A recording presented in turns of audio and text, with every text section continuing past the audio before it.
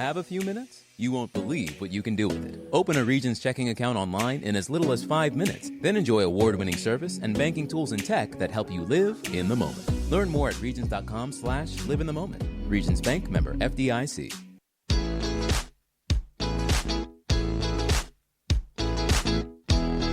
Broadcasting live from the Subaru of Gwinnett studio inside the Gas South Convention Center in Duluth, Georgia, it's time for Gwinnett Business Radio. Gwinnett Business Radio is presented by Regions Bank, Brave the Beginning, member FDIC, and equal housing lender. Greetings and salutations, everybody. It's your slightly annoying host, Stephen Julian, here for another hopefully award-winning edition of Gwinnett Business Radio here on Business Radio X, broadcasting from the Gas South District Convention Center from the Subaru of Gwinnett studios and brought to you by Regions Bank. I think I covered everything. What I didn't cover is our great guest. We have Steve Emert from the Emert Law Firm, and we also have Sparrow Marcioni from Cat Rangers, and also by my side, and I think I'm in trouble with him already, 2 minutes into the show, is Harper LaBelle. You're mad at me. No, I wasn't mad at you. You kept saying, you gave me the evil eye, like quit talking right before we were talking sports with our guest here. And I have a tendency to do that. And you're going, cut it out. How dare you build relationships? We've got a show to do. How dare you build relationships? How dare you talk about a guy in, his high school experiences? I know. How dare you do what Business Radio X is all about and build relationships and get to know people? I actually made the horrible mistake of thinking that you would just keep talking all the way into the intro of the show, but you're a professional. Oh, I was going to. There's no doubt. Okay, so I'm glad you gave me the evil eye, so that's basically, when Mike gives me the evil eye, it's a lot different than when you give me the evil eye. Yeah. Well, that'll be another show. Because Mike gives it all the time. It doesn't matter. True. I walk in and man, I can't believe he hasn't fired us yet. This guy again. So we are talking about a great guest. We have great guests. We do. We have Steve Emert from the Emert Law Firm and Sparrow Marcioni from Cat Rangers. Let's get right into it. Let's start with Steve. Steve Emert, welcome to the studio. Thank you. It's good to be here. Absolutely. Emert Law Firm, I have a feeling you're a lawyer, but tell everybody specifically what type of law you practice, where you're located. Tell us about your firm. So we recently changed the name from Emert Law Firm to Emert-Yeom. So we partnered in January of this year. So we focus on estate planning, real estate, and business transactions. So you gave us a scoop already. We're off to a great start. Tell us a little bit about your new partner, Terry Young. So Terry does a lot of the real estate transactions. Mm-hmm. I help with that, but what I mostly do is the estate planning part of the practice. And then from time to time, I get involved in the real estate transactions and the closings. So so if we have the time, we'll kind of dig into each of them. But first of all, let me just ask, how long have you been practicing law? I've been practicing for 22 years. I've lived in Gwinnett for 30 years. And other than 3 years when I went to Virginia for law school, then I promptly came back here, passed the bar, and started practicing, and here I am ever since. My entire career has been in Gwinnett County. So you've kind of focused on the estate planning side of things. So in terms of kind of estate planning, everybody hears that term, and I think everybody has a preconceived notion of what that means. Oh, you're talking about a will. Give a little bit of education for those people who might be a little too embarrassed or not want to ask, like, okay, exactly what does that mean? Kind of talk about what everybody, what are the basic needs that everybody has in terms of an estate plan? Sure. So estate planning can include a will and often does, but really what it is it's really just advanced planning for a time in your life when you are no longer able to make decisions regarding your assets, regarding your money, regarding your stuff. And the reason you may not be able to make the decisions is because you have a mental incapacity or, like will happen to everybody, that will be dead.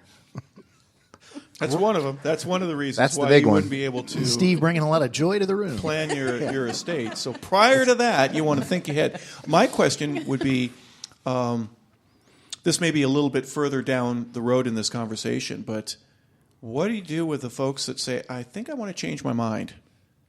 I may want to give this or that or the other to somebody different than what I had originally planned. Is that an easy thing to do? That happens more often than you might think. And so we can talk with the client and figure out the best way to handle that. It's usually something that's doable. Interesting It is doable. Yes. But it may take more than one person to say, I agree with that decision that you're making.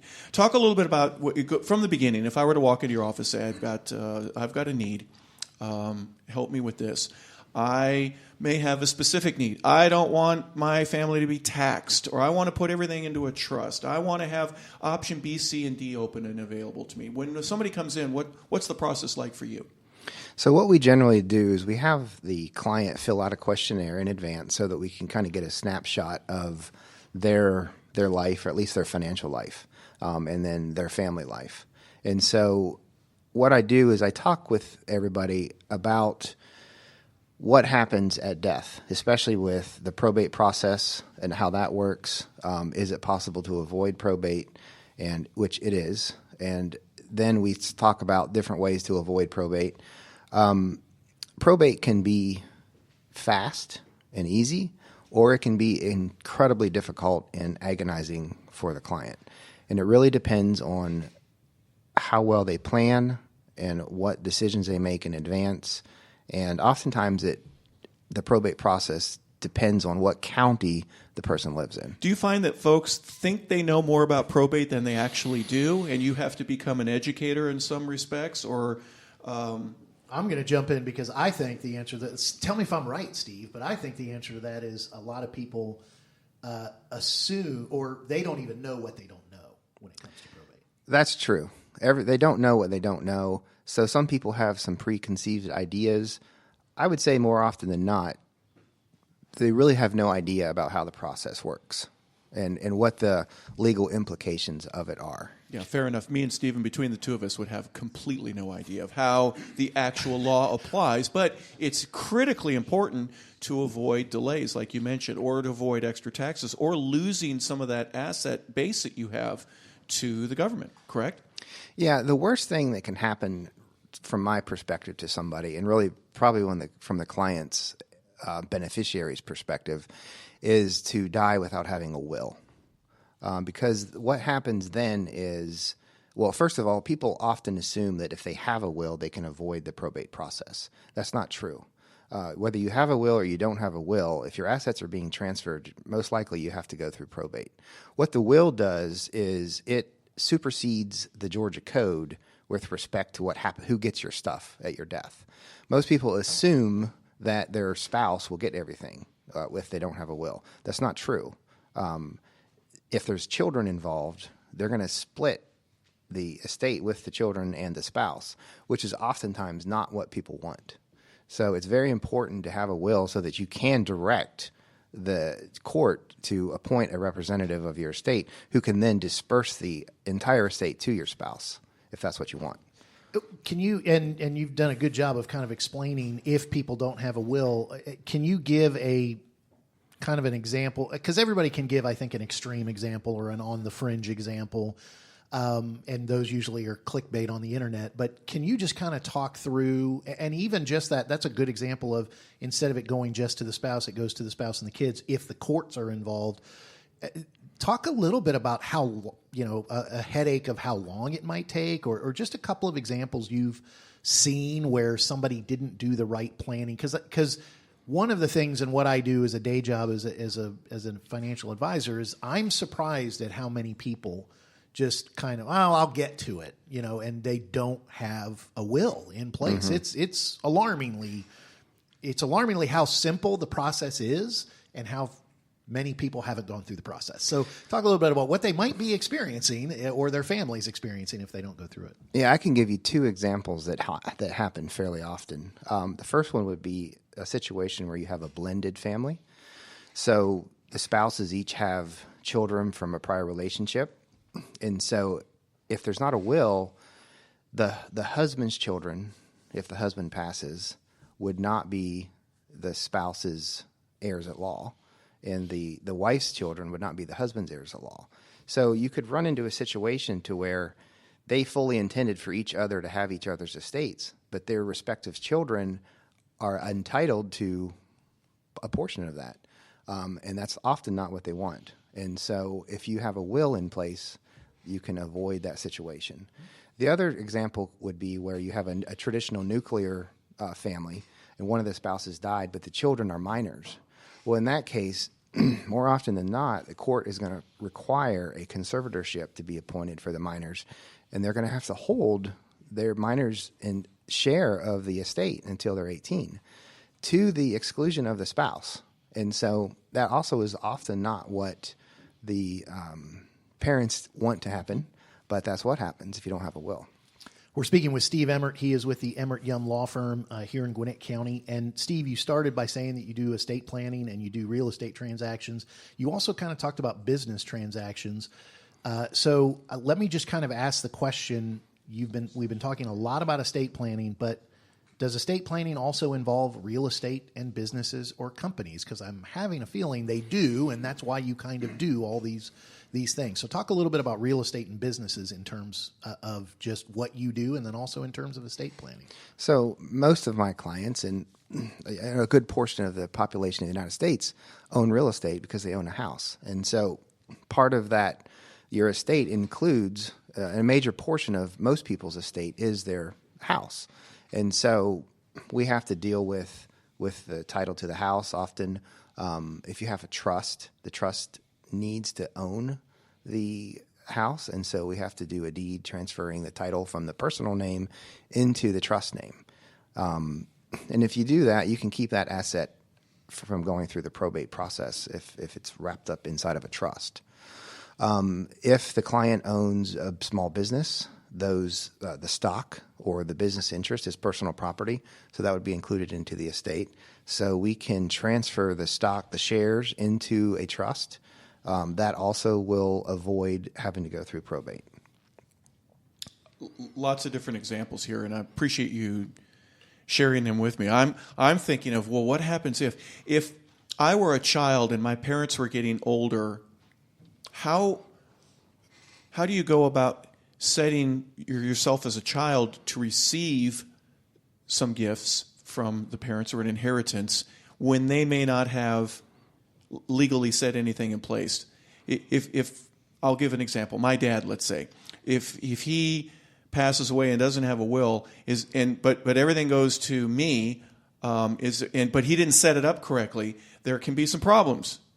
Correct? Correct. A lot of problems. So is there any way that I can foreshadow any of that and step ahead of the game and visit with someone like you to say, I think this is what is going to be coming to me. How do I protect it as best as possible? So first, I would advise your dad to get a will, because if he's married when he dies, whether he wants you to have his entire estate or not, his wife or his spouse will get 1/3 by law. Okay. The remaining 2/3 will be split between the number of children. Okay. So whether there's 2 children or 10, they will split the remaining 2/3 of the estate. And so I would encourage, at a minimum, that he should have a will. If he has any assets, any substantial assets at all, then I would start talking about a trust. Because if the assets are owned by the trust, then you don't have to go to probate at all. Does that include assets that may be added in later after a will has put into place? For example, sure. Let's say someone buys a classic car, or Stephen buys a baseball card collection or something like that, which he didn't have at the time that he had the will. Will that get included automatically, or does that have to be added into by a visit to someone like you? It's not included automatically, but it can be easily transferred into the trust with a title transfer. Okay. We've talked a lot about estate planning and death. As we said, you brought a lot of joy into the studio. But let's talk a little bit about some of that, just kind of wrap up by talking about some of the things that don't involve just around death and passing on of estates. Because when it comes to real estate, talk a little bit about what you guys do with real estate transactions and why having an attorney at a real estate transaction, a closing attorney, why is that important that you need to represent people in real estate transactions and then also in business transactions? So it depends on whether the transaction involves residential property or whether it involves commercial. So in a residential situation, the closing attorney most often, almost always, represents the lender. If it's a commercial situation, then almost every party has their own legal counsel, and their involvement is always not the same. Sometimes some attorneys will only review the documents for one party.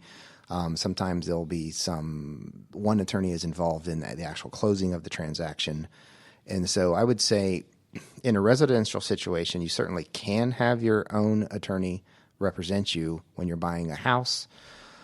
But it doesn't happen that often because the closing attorney really, even though he represents a lender, he has a duty to protect everyone's interest, as best he can.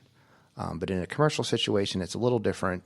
And so in that situation, we are often dealing with different counsel. I asked this possibly the last question, almost just for humor's sake.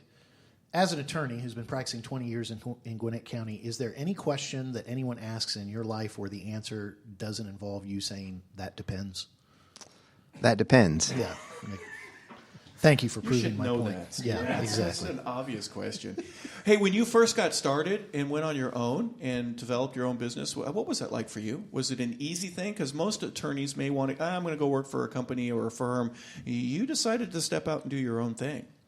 I worked for a bigger firm as an associate for about 5 years after I started practicing.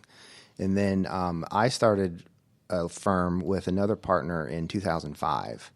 And so at the time, it was not a scary situation for me because I wanted to do it. I was not married and I didn't have children then.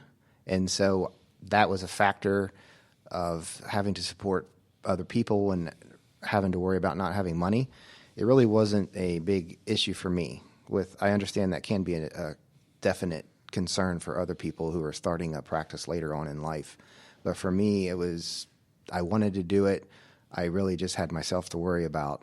And so it was fun. Mm-hmm. And you developed that. Now you have a new partner and you're growing the business, obviously. How do people get in touch with you? And will that depend on something that we're not certain of right now? Stephen, would where he is, his location, how people get in touch, would that depend on whether or not I was really, really, really interested? Let's let him decide whether he wants to answer that question. Where are you located? So if you say it depends to that, we got a big problem. Yeah, we do. We are definitely located in Duluth, Georgia. By law. Right here in Gwinnett, right in front of the Gwinnett Civic Center. And our address is 6340 Sugarloaf Parkway. The phone number is 678-288-2010. And website? It's emertlaw.com. Okay, and there might be an adjustment to that coming in the future. So everybody will, they just need to search Steve Emert. And by the way, Terry Yeom, last name spelled Y-E-O-M. Yes. In case people want to do research on the two attorneys that are helping them. Correct. Fantastic. Steve Emert, thank you so much for being in the studio today. Thanks for having me. Absolutely. Harper, before we get to our next guest, by the way, well done getting him to... He guaranteed. He didn't say guarantee. That's my word that I can't say. Definitely. Yeah. Definitely was a great guest. We also definitely know that Regions is here to help your business's financial future stay on track. Regions Commercial Banking has a team of experienced bankers in Gwinnett who can guide you in all areas of growth. Get the resources you need so every step can move you closer to your business goals. To learn more, visit regions.com/commercial-banking. Don't forget the dash. Regions Bank. Member FDIC. They are definitely a member of FDIC. Yeah. We're excited to have Sparrow Marcioni from Cat Rangers back in the studio, back in our new studios. I know, it's here in the very Gas nice. South Convention Center. Yeah. Sparrow, welcome back to the She studio. said our previous... She did not. She hinted. She did not say. I'm sorry. I'm talking. Well, I'm over not you. going to say it then. Okay. Okay, good. All right. Hi, Sparrow. Hi. Welcome. Now Thank Sparrow's you. giving us the evil eye if we don't get to her interview. Well, I've already had quickly, that so, once yeah. today. Now, Sparrow, Cat Rangers, tell us about what you guys do. Well, Cat Rangers is what we like to say the special forces of cat rescue, because we accept only last chance kitties. We rescue pregnant moms, and we rescue and adopt out about 650 a year. But we don't do it in cages. We have a cage-free facility. It's like a house. It is a house, a really large house now because we've moved into a new one since my last visit. And so the cats are free roaming. They are sitting in living rooms or bedrooms or playrooms throughout the house so that people can visit and spend time with them in a calm environment just like they would if they were in their own home. So we are here to talk specifically about the charity golf tournament that is happening on May 23rd of this year, 2023. Yes. We're also, and we're going to get to that, but we're also just kind of here to let you talk more about Cat Rangers and all the work you do. This house, this free area where the rescued cats are roaming until they can find a permanent home. What kind of volunteer force? What is it? Yeah. Volunteers. You sighed loudly at that. I mean, what kind of workforce does this need to really take care of these cats? It's huge. Yeah, talk It's a little huge. bit about that. It's more complicated to take care of cats in this environment than it is if they were caged like most rescues. Is it harder than herding cats? Because I've heard that's about the most difficult thing you can do. Well, You're in the herding cat business, we herd aren't you? quite a bit, yes. And then we teach them how to herd themselves. But 2 a day, is that about right? The numbers, you're giving away at least 2 cats a day on average. Is that correct? We adopt out. It's very high numbers. I'm not real good at math, but that's we usually have 150 to 170 cats in our care at any given time. We have about 70 that live in the home. The rest are in foster homes. So we kind of split that up. They still have that home environment when they're in a foster home. But all of our kitties, because they're last chance kitties, they've all been through some sort of serious trauma. Yeah. They're near death, or their family was evicted, or a family member died. And I mean, it's a lot of sad stories. And just like people, cats have trauma. And we have to help them get through that trauma before they'll be adoptable, because they won't be socialized.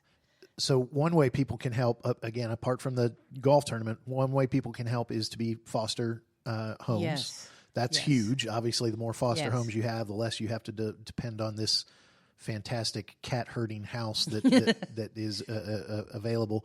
But also at the house, you need. I mean, it's not just you coming in and cleaning up. No. So they need love. They need support. They need people coming in to spend time with them. So and food. Yeah, you gotta feed that them. too. Good one, Harper. I know. If we don't get that, that's a lot Water, of trouble. So little things like that. What would a volunteer who's willing to come to the house, what would that look like? What would they be expected to do? Well, we have about, I'd say we're at around 50 to 60 volunteers, and we're all volunteer-based. Very few are being compensated for their time, including myself and my other founder that's sitting here with Your us. support husband. Yes. The other guy. Yeah, the other guy. Yeah. Is he in your trust? Do we have a trust ready for him? We'll set one up unless you'd rather we've prefer learned not a lot. to. The two of us are going, yeah. Oh, okay. Yeah. So, managing volunteers is actually more complicated than managing cats sometimes.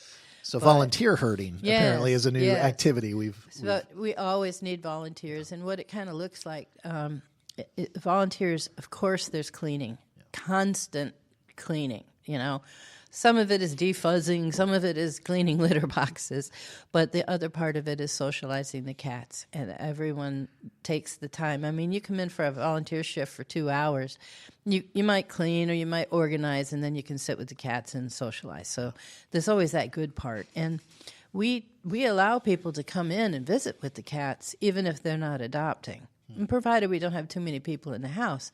But some people will come in and just sit with the cats and read to the cats out loud, Or we have coffee in the kitchen, so they can go in and make a cup of coffee and sit with the cats. They just have to hang on to the coffee cup the whole time. Yeah. It's a good idea. It's just like, yeah. And don't leave the milk laying around if you're going to put cream or anything like that. How did you get involved? What tugged at your heart to where you wanted to make this your life mission? Goodness, I've always been a cat person. My first cat was at age 3, but the thing that got me into cat rescue, which wouldn't have been, I didn't walk in and go, hey, I want to be rescuing last chance cats. I got involved in a rescue event at Lanier, West Bank Park.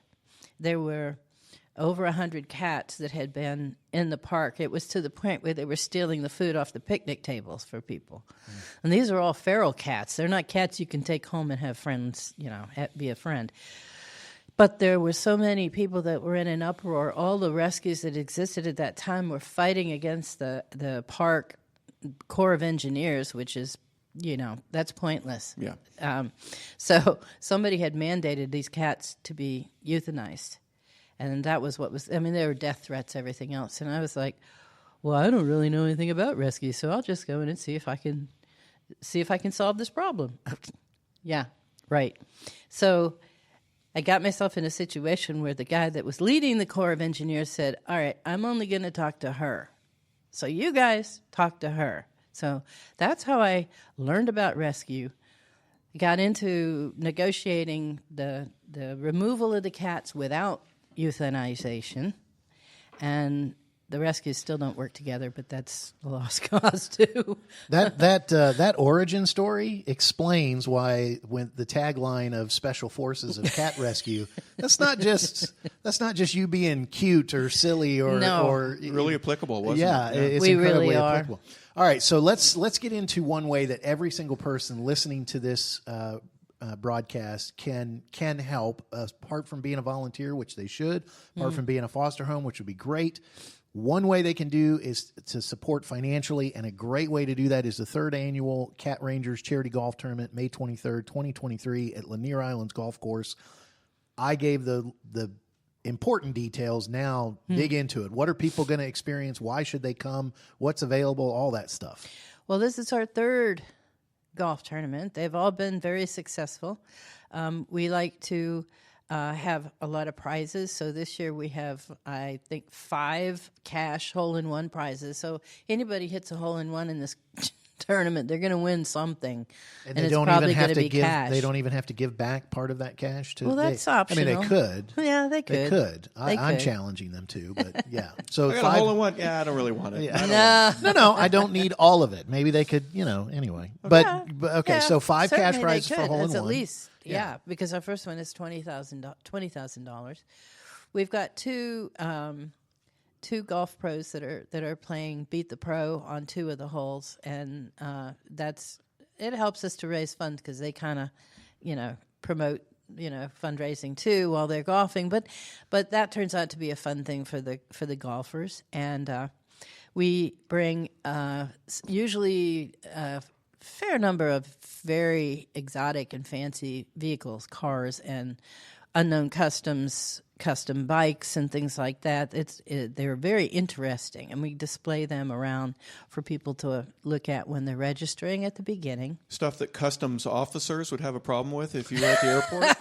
Anything like that? No? We We're try good? to avoid Okay, that. Yeah, good. That's a good yeah, idea. Good thought, though. Yeah. Maybe next year. Okay. So you And what's the goal there? Not just a financial goal, but is it awareness, obviously, to get people to know a Absolutely. little bit more about what it is that you're dealing with on a daily basis? Yeah. We got to save all these cats. There's a lot to that, and the first part of it is our inconsistent lack of spay-neuter requirements in the state of Georgia. Now, rescues have a license, so the Department of Ag licenses rescues, but their main focus is paperwork, and it's because it has to be, and so there's no requirement to spay and neuter your pets.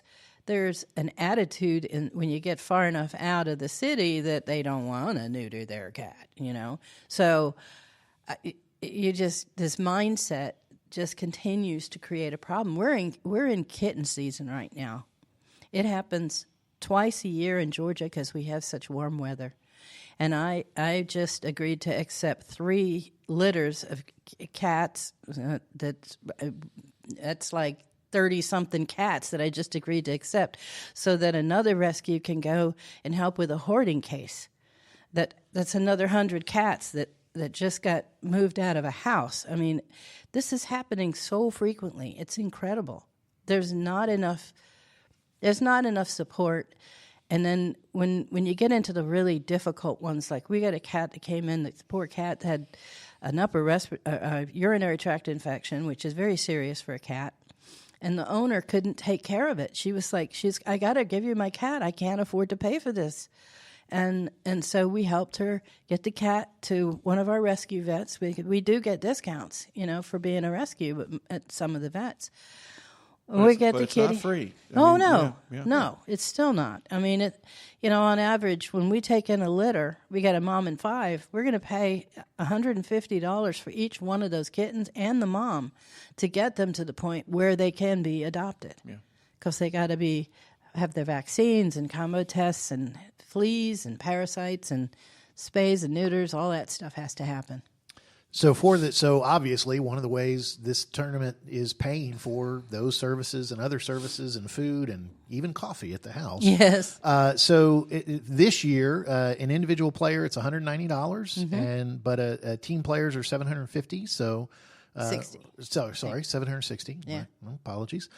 You talked about the cash prizes, but there's I see on the information you gave us, there's a PGA Superstore shopping spree available. Yeah. There's airfare and 2-night stay at Pebble Beach Lodge is one of the prizes, and we're probably not even getting into the more quote unquote common raffle prizes and closest to the pin and all that. So there's a very good chance that while you're giving, you will receive back if you play, apart from just receiving a great round of golf. Yeah, most definitely. And Lanier's a beautiful course. Harper, you had some comments about Lanier. Oh, I love Lanier. First time I played it, I had to go tell all my friends back in California, you will not believe how many holes where water comes into play. And on some of them, it's basically you're going to hit it in the water. That's just going to be a must if you're as bad as I am. Why Lanier? Is it just because it's nearby and you have familiarity with it, or they absolutely want to have you there as a part of their day? A combination of the both, because I love the course itself. If anybody here in Atlanta has not played Lake Lanier Islands, shame on you. Yeah, it's a combination of things. They do the best they can to help us. I mean, we take up a lot of their prime space. When we do a tournament there, but we started out there because one of our great supporters, who's still supporting us, the CEO of CAB, was on the board of directors for Margaritaville, and 3 years ago, that's how we started Lanier, and then developed a relationship. So now it's an annual thing. She's building relationships better than we are, Stephen. Well, it's amazing. she doesn't have me giving her the evil eye or quietly. No, so I apologize again. Well, she was giving me the evil eye when we first started. You just noted that. I did because I did. I'm doing something to screw it up. Listen, when I'm very insecure about myself, and so I just try to make sure and point out other people's mistakes. It's one of my issues. But we're not here about my issues. No. We're here about the issue of Cat Rangers and how they're going to continue to help. So we've talked about the tournament. It is May 23rd. There's still spots available for this year. Obviously, we hope and believe that there's going to be a 4th and a 5th and a 6th annual. So for those people who want to play in the tournament and or they want to be a foster home, they want to come into the home and drink some coffee and read a book and defuzz, I believe you said. I learned a new word. How can people get in touch with Cat Rangers and learn more information about the golf tournament? Well, as far as the golf tournament, we also can still do hole sponsors if someone doesn't play. So, I mean, we can, if they don't have players or they're not local, they can still do a hole sponsorship. Okay. The contact number for our center is 770-831-5513. We're located in Buford. The address is 1931 Schuyler Hill Drive, Buford, 30542. And it's pretty easy to find, actually. We got a pretty big space over there. How about the website? I was on that earlier. Tell us a little bit more about the website and how people can contribute or help you through not even getting in touch with you personally, but going to the site and seeing what you do and the pictures that explain a lot of the situation that you're in and the needs that you have. Yeah, the website is www.catrangers.org. It does have a donate button on the corner of it that you can use for PayPal or credit cards or whatever. It's not restricted to any form of payment. And the website has most of our new kittens. So it's kind of nice to scroll through that, and it's attached to our Facebook page, so it has a lot of our posts there. We do a lot of those. We have some really good social media people that do some cute little videos on TikTok, which, yeah. Even nonprofits need to market well. They do. How do they find you on Facebook and TikTok? Facebook, we're facebook.com/Cat Rangers. Ooh, I don't have the TikTok one memorized. Just search Cat Rangers. Come on. Probably. It probably is. Special Forces, Yeah. Cat Rescue. I mean, Yeah. come on. Yeah. And there is a website for the golf tournament, I believe, as well, catrangersgolf.com. Yes. So they can go Yes. check that out. They can go there for the golf. And go to catrangers.org and click the donate button. So, Sparrow Marcioni, thank you so much for being here again. And we look forward to continuing to work with you in the future. Yeah. Thank you for inviting me. Yeah, absolutely. Everybody loves cats. They sure do.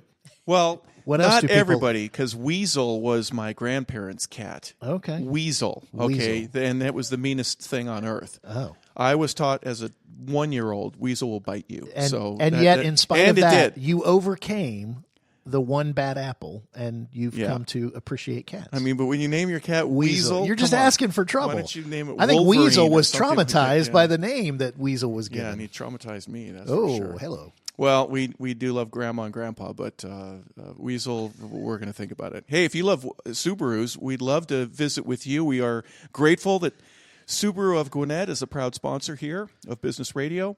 Enjoy the big savings and the hassle-free experience at Subaru of Gwinnett, where people will help you buy your next car.